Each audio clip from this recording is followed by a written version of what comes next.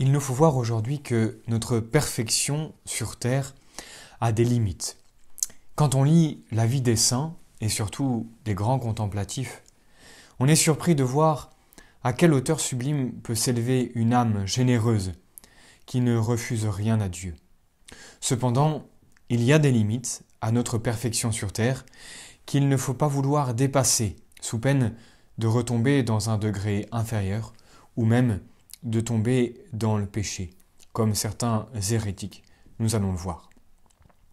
Il est certain qu'on ne peut aimer Dieu autant qu'il est aimable. Il est en effet infiniment aimable, et notre cœur, étant fini, ne peut jamais l'aimer, même au ciel, que d'un amour fini. On peut donc toujours s'efforcer de l'aimer davantage, et chaque journée nous permet cela, donc de l'aimer davantage, et comme le dit saint Bernard, la mesure d'aimer Dieu, c'est de l'aimer sans mesure. Mais n'oublions pas que l'amour véritable consiste moins en pieux sentiments qu'en acte de la volonté, bien sûr renforcé par la grâce, et que le meilleur moyen d'aimer Dieu, c'est de conformer notre volonté à la sienne, comme nous l'expliquerons plus loin, en traitant de la conformité à la volonté divine.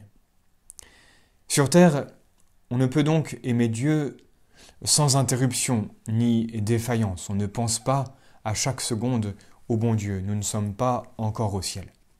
On peut sans doute, avec des grâces de choix qui ne sont pas refusées aux âmes de bonne volonté, on peut éviter tout péché véniel de propos délibérés, mais non toute faute de fragilité. Chaque jour, nous péchons, cela est notre vie. On n'est jamais impeccable, ainsi que l'Église l'a proclamé en plusieurs circonstances. À ce sujet, il faut éviter quelques erreurs. Au Moyen-Âge, les Bégards avaient prétendu que l'homme, en la vie présente, est capable d'acquérir un tel degré de perfection qu'il devienne tout à fait impeccable et ne puisse plus croître en grâce. Ils en concluaient, ces hérétiques, que celui qui a atteint ce degré de perfection ne doit donc plus jeûner ni prier parce que, dans cet état, la sensualité est tellement assujettie à l'esprit et à la raison qu'il peut accorder à son corps tout ce qui lui plaît. Il n'est plus obligé d'observer les préceptes de l'Église, ni d'obéir aux hommes, ni même d'exercer les actes des vertus, ce qui est réservé aux hommes imparfaits. On voit bien sûr l'absurdité de cette théorie. Ce sont là bien sûr des doctrines très dangereuses qui en fait aboutissent à l'immoralité. Quand on se croit impeccable et qu'on n'exerce plus les vertus, on est bientôt la proie des passions les plus basses, évidemment.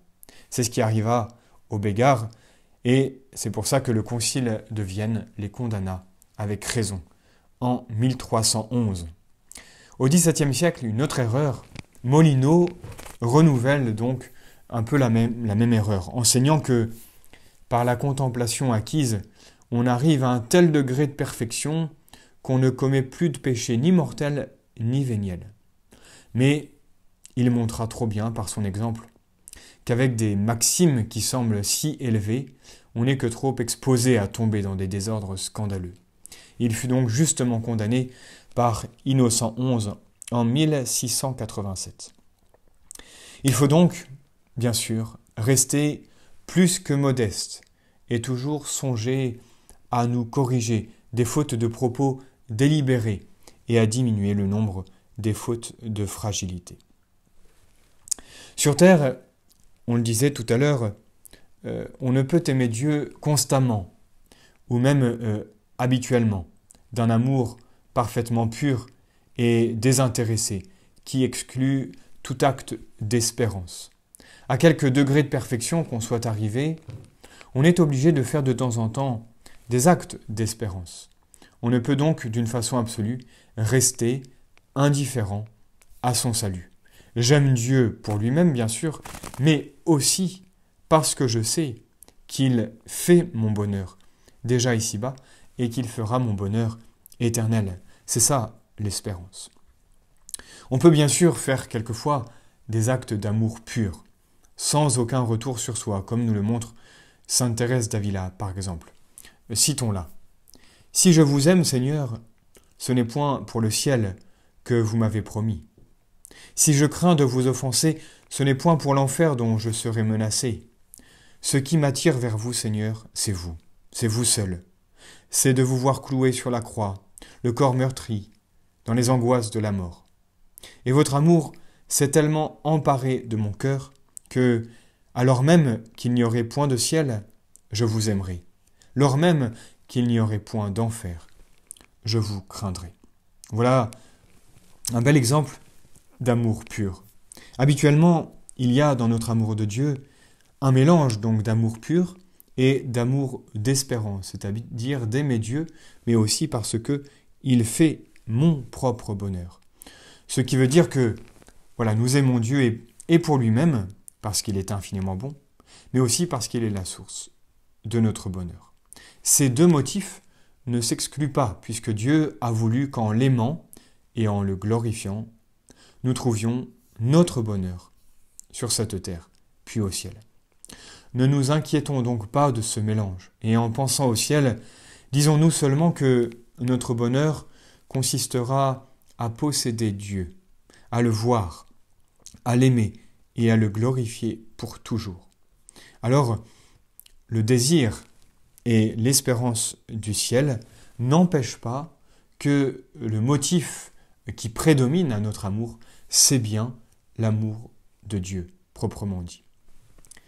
Alors, en conclusion de ces quelques mots, amour et sacrifice, voilà toute la perfection chrétienne.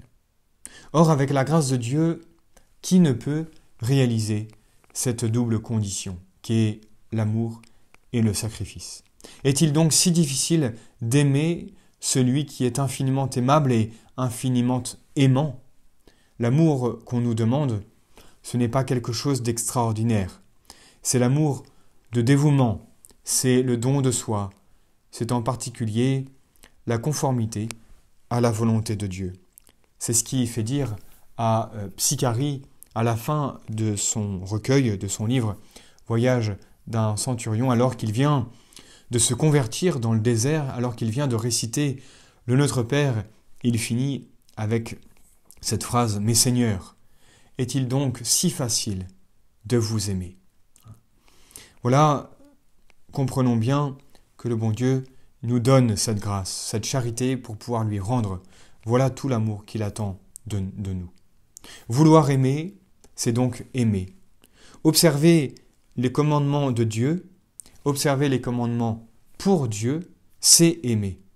Être fidèle à sa prière, c'est aimer. Remplir ses devoirs d'État pour plaire à Dieu, c'est encore aimer. Bien plus, se reposer, prendre ses repas, rendre visite à un ami, dans les mêmes intentions que de plaire à Dieu, tout cela c'est aimer. Rendre service au prochain pour Dieu, c'est encore et toujours aimer le Seigneur. Il est donc rien de plus facile avec la grâce de Dieu que de pratiquer constamment la divine charité et par là même d'avancer sans cesse vers la perfection. Sans doute, bien sûr, le sacrifice paraît plus pénible, mais on ne nous demande pas de l'aimer pour lui-même. Il suffit de l'aimer pour Dieu, ou en d'autres termes de comprendre que sur terre, on ne peut aimer Dieu sans renoncer à ce qui est un obstacle à son amour. Alors le sacrifice devient d'abord tolérable et bientôt aimable. Est-ce qu'une mère, par exemple, qui passe de longues nuits au chevet d'un fils malade, n'accepte pas joyeusement ses fatigues, quand elle a l'espoir et surtout la certitude de lui sauver la vie? Or, nous avons, nous, non seulement l'espoir, mais la certitude de plaire à Dieu, de procurer sa gloire, et en même temps de sauver notre âme, lorsque par amour pour Dieu, nous nous imposons les sacrifices qu'il réclame. Et n'avons-nous pas, pour nous soutenir bien sûr, les exemples des saints et plus encore, l'exemple de Jésus, ainsi que ses secours? N'a-t-il pas souffert autant et plus que nous pour glorifier son Père et sauver nos âmes? Écoutons ce que nous dit l'imitation du Christ. Dans la croix est le salut, dans la croix la vie, dans la croix est la protection contre nos ennemis. Et dans la croix se trouve une douceur toute céleste. Alors, hâtons-nous d'avancer par la voie du sacrifice et de l'amour vers la perfection, puisque c'est pour nous une obligation. Le ciel en est le prix.